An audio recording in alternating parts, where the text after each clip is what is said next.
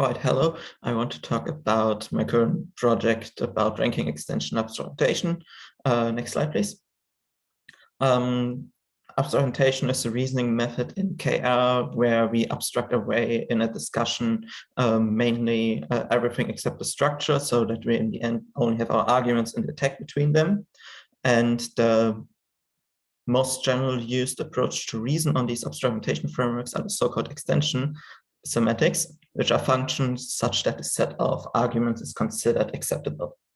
However, the problem there is this is a binary classification. So either a set is an extension or it's not. So if you see the first ranking you see on the slide, the set containing A1, A7 is admissible. It's just one of the semantics, and the other three are not admissible.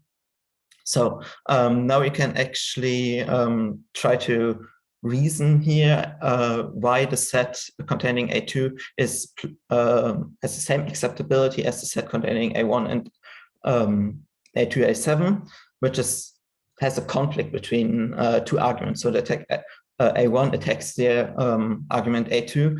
And in the classical argumentation, these two arguments should never be considered jointly acceptable.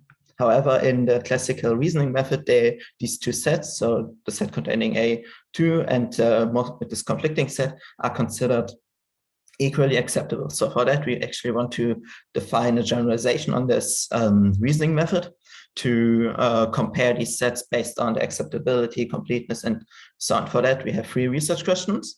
So one is, when is an extension actually better than another one? Then we also already defined a few general principles such that a ranking is considered a good ranking, and last but not least, how such a ranking can actually look like. You already see our result on the slide. So you can see that the set containing A2 is strictly more plausible than the set containing A1, A2, A7. All right, if you want to know more about the approach and other ideas and the principles, please join me in the poster session. Thank you.